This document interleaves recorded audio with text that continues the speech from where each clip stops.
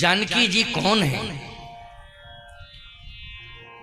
जनक की बेटी, इतना परिचय देना पर्याप्त नहीं है कि वो जनक की बेटी है। हम सबकी माता है, बोलो है कि नहीं? और हम सबकी माता का मतलब है पूरे जगत की माता। जनक सुता जग जननी जानकी, जनक सुता जग जननी जानकी, जनक सुता जग जननी जानकी, जनक सुता जग जननी जानकी, अतिशय प्रिय करुणा निधान की, अतिशय प्रिय करुणा निधान की, अतिशय प्रिय करुणा निधान की, अतिशय प्रिय करुणा निधान की, ताके जुग पद कमल मनाओ, ताके जुग पद कमल मनाओ, जासु कृपा निर्मल मति पामो, जासु कृपा निर्मल मति पाओ, जासु कृपा निर्मल मति पाओ, जासु कृपा निर्मल मति पाओ, जनक सुता जग जननी जानकी, जनक सुता जग जननी जानकी, अतिशय प्रिय करुणा निधान की। ये जगत की माता है, तो हम सबको ये निश्चय कर लेना चाहिए कि जगत जननी जो हैं, तो जगत पिता कौन है? बोलो भाई, प्रभु राम है, जगत पिता है। तो जगत पिता प्रभु राम है, उस सभा में जगत पिता बैठा हुआ है।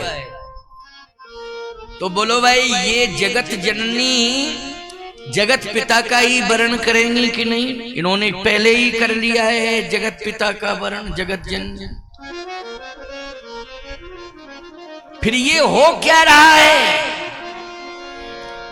ये राजाओं के अभिमान को नष्ट करने के लिए ये विशेष आयोजन का स्वरूप आप सबको दिखाई दे रहा है। जो राजा अभिमानी है, इनके अभिमान को दूर करने के लिए, क्योंकि जब जब होए धर्म की हानि, बाढ़हि असुर अधम अभिमानी, तब तब प्रभु धर विविध शरीरा। विविध शरीर भी धारण करते हैं, विविध लीलाएं भी करते हैं। तो बाढ़हि असुर अधम अभिमानी, यहां 10,000 अभिमानी राजा इकट्ठे बैठे हुए हैं। बाकी राजा क्या हैं? बोले बाकी राजा 10,000 से ज्यादा जो हैं वो तो सब धर्मात्मा राजा हैं। वो राजा अभिमानी नहीं है। वो तो पहले से ही सीता जी को जगत माता मानते हैं और राम जी को जगत पिता मानते हैं, इसलिए वो धनुष के पास जाते ही नहीं है। रखा रहे धनुष, हमें क्या मतलब धनुष से? हमें कुछ लेना देना नहीं है धनुष से। हम तो भगवान का दर्शन करने आए हैं, अपने जीवन को भगवान के श्री चरण शरण से जोड़ना चाहते हैं। धनुष से हमें कुछ लेना देना नहीं है। जिनके कछु विचार मन माही, चाप समीप महीप न जाहि। जो विचारवान है वो धनुष के पास जा ही नहीं रहे। अभिमानी राजा ही धनुष के पास जा रहे हैं। ये धनुष कहां से आ गया बीच में, समझ में नहीं आ रही बात। आपने विवाह बहुत देखे होंगे और बेटा बेटियों के विवाह करते भी हो, लेकिन विवाह में धनुष रखा जाता है क्या? नहीं रखा जाता है धनुष। लेकिन तुम्हें दिखाई नहीं दे रहा है, धनुष तो है, परिभाषा बदल गई उसकी। बस अंतर इतना है कि दिखाई नहीं दे रहा है लेकिन धनुष है। प्रत्येक विवाह में धनुष है। आप कहो महाराज कहां है धनुष, बताइए ना। यही बताने के लिए तो हम आज आए हैं आपके कोलायत जी में। ये तीर्थ है, कपिल भगवान का ये विशेष तीर्थ माना जाता है। पुष्कर और श्री कोलायत जी, ये राजस्थान में दो मोक्ष के लिए विशेष तीर्थ हैं। समझ गए हो क्यों? बस पुष्कर का विस्तार बहुत बड़ा है और इस श्री कोलायत जी का विस्तार छोटा है, लेकिन प्रभाव आध्यात्मिक दृष्टि से बड़ा है। भौतिक दृष्टि से तो विस्तार कम है, लेकिन आध्यात्मिक दृष्टि से बड़ा प्रभाव है, ये मानना आप। मैं कहना ये चाहता हूं, धनुष दिखाई नहीं दे रहा है, धनुष तो रखा है। आप कहो महाराज कहां है? दहेज रूपी धनुष। ये विवाह में जो लेने देने की परंपरा है ना, दहेज वाली। देखो दहेज देना तो चाहिए, मांगना नहीं चाहिए। दहेज मांगना अपराध है, याद रखना। अच्छा बोलो, दहेज देना एक प्रसन्नता का विषय होता है कि नहीं? लेकिन मांगते क्यों हो? मांगना नहीं चाहिए। ये कन्फर्म है कि मिलेगा ही मिलेगा, क्षमता के अनुसार मिलेगा। लेकिन किसके अनुसार मिलेगा? क्षमता के अनुसार मिलेगा। डिमांड नहीं करनी चाहिए, लेकिन आज डिमांड होने लगी है। यही है दहेज रूपी धनुष। डिमांड हो रही है, ये दहेज रूपी धनुष है। और त्रेता में भगवान राम ने पिनाक रूपी धनुष को तोड़ा था, लेकिन आज इस कलयुग में दहेज रूपी धनुष को कौन तोड़ेगा? बोले भगवान नहीं तोड़ेगा। इस दहेज रूपी धनुष को तो भारत का नौजवान तोड़ेगा। अगर नौजवान संकल्प कर ले कि हमें विवाह तो करना है, लेकिन माँ बाप से ये कह दे कि मांगना नहीं, मेरे विवाह में किसी भी प्रकार से कोई डिमांड मत करना, जो भी इच्छा से मिलेगा उसे स्वीकार करना। मानना ना मानना ये समाज की बात है, मेरा कोई विशेष दबाव नहीं है, मैं तो कह सकता हूं। लेकिन मानने के लिए समाज जिम्मेदार है। मानना हो मानिए, नहीं मानना हो मत मानिए। हम तो महात्मा ठहरे, मुझे तो बेटा बेटियों के विवाह करने नहीं है, लेकिन बात कह रहा हूं शास्त्र की कि देने वाले दहेज देगा ही देगा, और जो दे दे उसे स्वीकार कर लो, लेकिन डिमांड मत करो इतना ही लूंगा तभी विवाह स्वीकार करूंगा। नहीं, दाइज दियो बहुभांति, जनक जी ने बहुत प्रकार से दहेज दिया था, लेकिन दशरथ जी ने मांगा नहीं था। यह है रामायण का प्रमाण। मांगा नहीं था। मांग सकते थे। राम लक्ष्मण भरत शत्रुघ्न कितने प्रभावशाली बेटे पाए, जितना मांगते उतना जनक जी दे देते। जब तुम साधारण से साधारण के कई लाख मांग लेते हो, ये चाहिए वो चाहिए, टीवी, कूलर, फ्रिज, पंखा, डबल बेड, सोफा सेट, दिमाग अपसेट। क्यों भाई? सुनने वाले का दिमाग अपसेट हो गया। ये क्या फालतू की बातें कर रहा है? आज घर में बेटी का जन्म होता है तो सबसे पहले पिता यही सोचता है ना कि अब विवाह में बहुत धन लगेगा। क्यों भाई? बहुत धन लगेगा, इतना पैसा कहां से पाऊंगा, कहां से लाऊंगा, यही सोचने लगता है। खबरदार, बेटी जिस घर में जन्म लेती है, पिता को चिंता इसलिए नहीं करनी चाहिए क्योंकि बेटी जो है अपना भाग्य लेके आती है। समझ लेना, तुम तो केवल माध्यम हो। बेटी क्या लेके आती है? अपना भाग्य लेके आती है। और याद रखना, उसके विवाह के समय कैसे तुम्हारे पास धन की पूर्ति होगी इसका तुम अनुभव कर लेना। लेकिन तुम बचपन से ही जब जन्म हुआ तो रोना शुरू कर दिया, तो भगवान कहते हैं इसका मतलब मेरे पर तुम्हें भरोसा नहीं है। तो अब तुम रो, जितना रो सकते हो अब तुम रो। नहीं नहीं, बेटी को तो घर में लक्ष्मी के रूप में स्वीकार किया जाता है और वो अपना भाग लेके आती है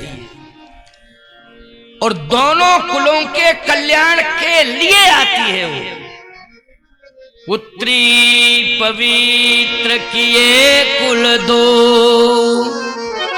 ये पुत्री के लिए लिखा है, पुत्र के लिए नहीं लिखा है। पुत्र भले ही एक कुल का कल्याण करने में लग जाए, लेकिन पुत्री दोनों कुलों का कल्याण करती है।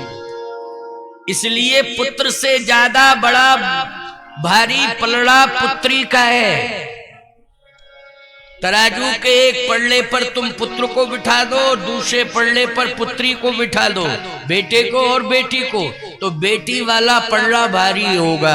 याद रखना, शास्त्र के मत से। किसके मत से? शास्त्र के मत से बेटी का पल्ला भारी होगा। और आज देख रहे हो, तुम्हारी गलती के कारण बेटियों की संख्या कम होती चली जा रही है। तुम्हारी गलतियों के कारण हो रही है ये, इसको स्वीकार करो। केवल ये श्री कोलायत जी तक सीमित बात नहीं है, पूरी दुनिया में जा रही है ये बात। पूरी दुनिया इस बात को सुन रही है और संभालने के लिए मौका मैं दे रहा हूं, सुधरने के लिए मौका दे रहा हूं। कथा के माध्यम से अभी भी परिवर्तन कर लो। आज मानवीय संतुलन बिगड़ रहा है। बोलो, बिगड़ रहा है कि नहीं? बेटियों की संख्या कम होती जा रही है और भ्रूण हत्या बेटियों की हो रही है। याद रखना, ये बहुत बड़ा जघन्य पाप हो रहा है। ये जघन्य पाप हो रहा है, याद रखना। आज हमें इस पाप से बचना है। बेटी साक्षात सीता है, साक्षात लक्ष्मी है, साक्षात सरस्वती है, साक्षात पार्वती है। क्या क्या न कह दूं बेटी के लिए, साधारण मत समझना। इसलिए उसको आने दो, उसका स्वागत करो, उसको आने दो, रोकना नहीं उसे, उसको आने दो, उसका स्वागत करो। देखो फिर कितना लाभ होता है, कितने फायदे होते हैं और कितने तुम्हें पुण्य मिलते हैं, इसकी कल्पना करूं मैं? ये कल्पना से परे बात है। आपको मालूम है, जनक जी ने पुत्रों को तो प्राप्त कर लिया था, लेकिन पुत्रियां एक भी नहीं, एक भी पुत्री नहीं थी। याद रखना, पुत्र तो थे। सीता जी के बड़े भाइयों की कथा आती है ना, वर्णन आता है। लक्ष्मी निधि, शील निधि, ये सब सीता जी के बड़े भाई। तो भाई तो है सीता जी के पास, बड़े भाई, लेकिन पुत्रियां नहीं थी जनक जी के पास, पुत्र तो थे। और आपको मालूम है कि जनक जैसे राजा के यहां अकाल पड़ गया था। अकाल पड़ता है तो परेशानी होती है कि नहीं होती है? बोलो, कितनी परेशानी होती है? इतनी परेशानी होती है कि तुम सबको जीना मुश्किल पड़ जाता है। गिरधारी दास ने एक बात बताई थी अभी हमको, आशुदास ने भी, क्योंकि मैं आशुदास के घर पर ठहरा हूं ना, सेवा मेरी बहुत हो रही है। आशुदास का पूरा परिवार सेवा करने में लगा। ये सेवा का अवसर भगवान ने दिया है। दोनों ने एक बात बताई थी मुझे, गिरधारी दास ने भी, आशुदास ने भी। आप के चरण पहले पड़े थे तो अकाल नहीं पड़ा था क्षेत्र में, ऐसा लोगों ने बताया। लेकिन अभी कुछ समय से, अब आप आ गए हो तो कुछ समय से थोड़ी परेशानी मान लो महसूस भी हो रही थी। अब आपके आने से वो परेशानी क्षेत्र की दूर हो जाएगी। भरपूर अन्न होगा, भरपूर अन्न होगा, होगा अन्न, ये विश्वास करो, भरपूर होगा।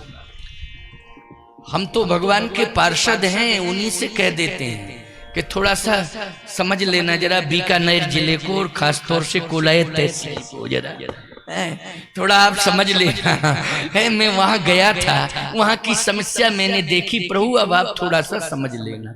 मैं तो भगवान का पार्षद हूं, समझ गए हो क्यों? इसलिए बात उन तक पहुंचा देता हूं, और उन तक यदि बात पहुंच गई तो फिर वो तो सक्षम है, सामर्थ्यवान है। क्यों भाई, कहां से दे देगा ये कुछ कहा नहीं जा सकता है। कहां से तुम्हें मिलेगा? मिलेगा, विश्वास करो, लेकिन मिलेगा। बस इतना ध्यान रखना है कि हम शास्त्र का मत स्वीकार करें। और इस कथा को, जनकपुर की कथा को सुने। महाराज जनक ने पुत्रों को प्राप्त किया, लेकिन फिर भी पुत्रियां नहीं थी तो एक अभाव, क्या? अकाल पड़ने लगा। अकाल पड़ने लगा तो पुत्री आने से क्या अकाल दूर हो गया? आप सबको मालूम है कि जब सीता जी का जन्म हुआ तो पानी इतना वर्षा था, इतना वर्षा था कि अकाल दूर हो गया सीता जी के आने पर। तो सीता जी क्या लेके आई? सीता जी अपने साथ, सबसे पहले तो ये समझ लेना चाहिए कि सीता जी अपने साथ जल लेकर के आई हैं। क्या? जल, जिसको तुम पानी कहते हो, वो पानी लेके आई, जल लेके आई। अच्छा, बिना जल के बोलो भाई खेती तृप्त हो सकती क्या? बिना जल के खेती तृप्त नहीं होती है। जब तक भरपूर जल वृष्टि नहीं हो जाती है तब तक धरती जो है संतुष्ट नहीं होती है। इसलिए प्यासी धरती को तो पानी की जरूरत है। और सीता जी का जब जन्म हुआ तो इतना पानी बरसा, अकाल दूर हो गया। एक बात आपको और बता दें, क्या?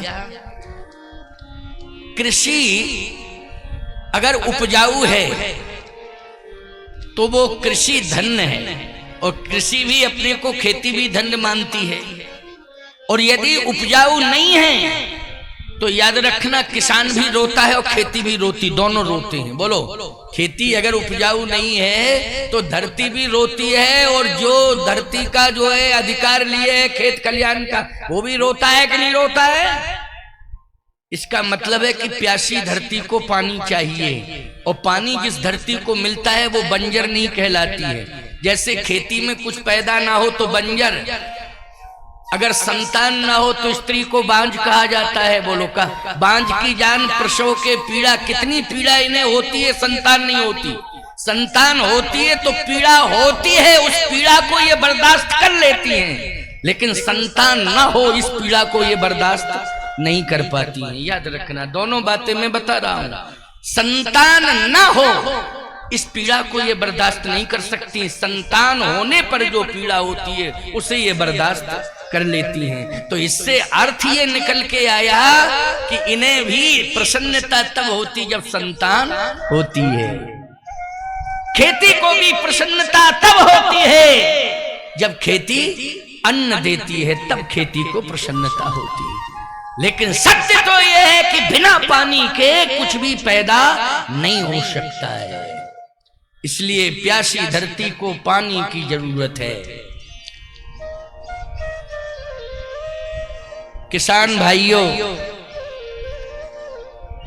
महाराज जनक को हल चलाना पड़ा था।